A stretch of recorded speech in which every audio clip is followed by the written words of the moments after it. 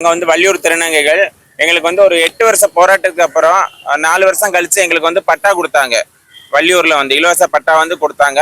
எங்களுக்கு அலாட் பண்ண இடத்த வந்து அவங்க வந்து கடைசி நேரத்தில் இது உங்களுக்கு இல்லை வேற ஒருத்தங்களுக்கு சொல்லி யூனிவர்சல் காலேஜ் கிட்ட எங்களுக்கு சொன்ன இடம் எங்களுக்கு இல்லைன்னு சொல்லிட்டாங்க.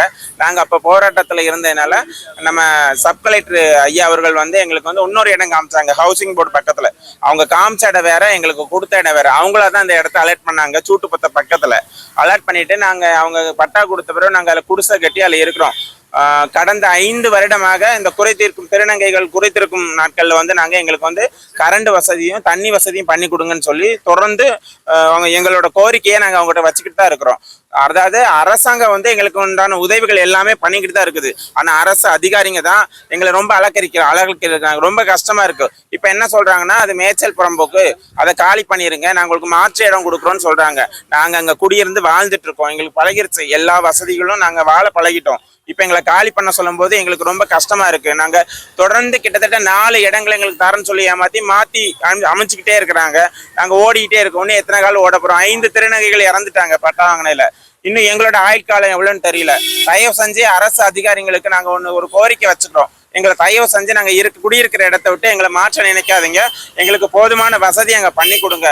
நாங்க அங்க இருக்கும்போது இங்க சொல்றீங்க உங்களுக்கு அடிப்படை வசதிகள் வந்து இங்க கிடைக்காது, கவர்மெண்ட் எந்த ஒரு திட்டங்களும் இங்க வராதுன்னு சொல்றீங்க.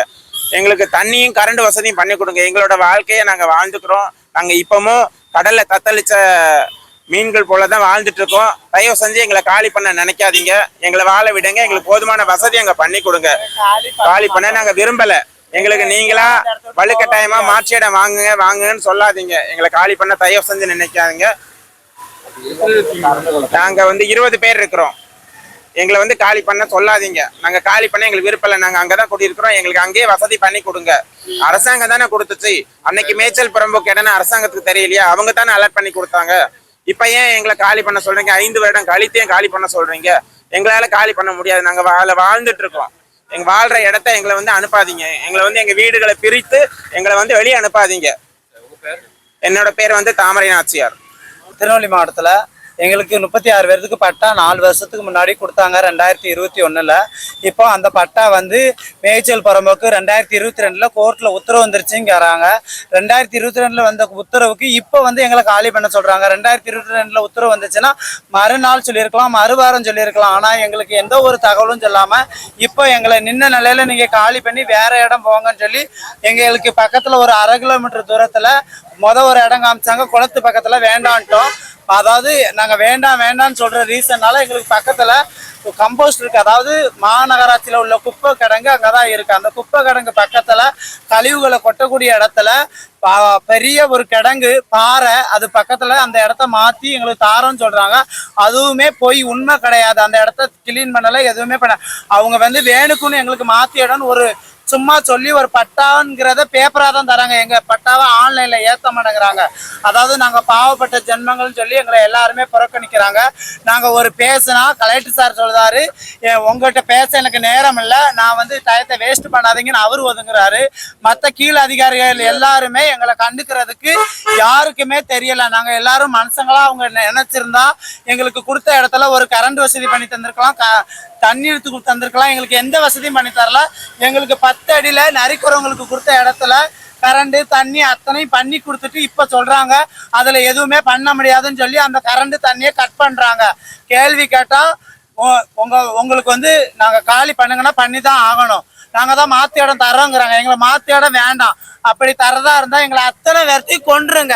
நாங்கள் வாழ விரும்பலை. எத்தனை வருஷம்? 5 வருஷத்துக்கு ஒருக்காக எங்களுக்கு பட்டாங்கிற பேப்பரை கொடுத்து எங்களை மாற்றி எங்களை வாழவே விடலை. அப்புறம் எதுக்காக நாங்கள் வாழணும்? நீங்களே எங்களை அத்தனை பேர்த்தையும் கொன்றுங்க. நாங்கள் வந்து வாழ்றதுக்கு தகுதி இல்லைன்னா எங்களை பட்டாங்கிற பேப்பரை கொடுத்து 10 வருஷம் 5 வருஷம் அலக்கழிக்கிறீங்க.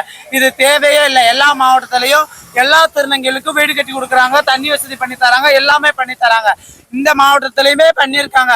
ஏன் நாங்கள் மட்டும் அந்த கிராம பஞ்சாயத்தில் வாழ்றவங்களுக்கு பண்ணக்கூடாதா? எங்களால முடியாது. இதுக்கு மேல நாங்க எதுவுமே பண்ண முடியாது. நீங்க இடம் மாத்தி தந்தா அந்த இடத்துல எங்களை கொன்றுங்க, நீங்க இடத்த மாத்திக்கோங்க. நாங்க காலி பண்ண மாட்டோம். எங்களுக்கு அந்த இடம் தான் வேணும். என்னுடைய பேர் மகேஸ்வரி. நான் இந்த இடத்துல கிட்டத்தட்ட 10 வருஷமா நாங்க போராடினதுல 4 வருஷத்துக்கு முன்னாடி கிடைச்சதுதான் எங்களுக்கு இந்த ஒரு வெற்றி. அதையும் எங்களுக்கு இப்போ 5 வருஷம் கழிச்சு எங்கள் வாழ்க்கையை முடிக்கிற மாதிரி அவங்க பேசிட்டாங்க. நாங்கள் 2021 வாங்கின பட்டாக்கு எங்களுக்கு சொன்னாங்க அலாட் ஆயிடுச்சுன்னு.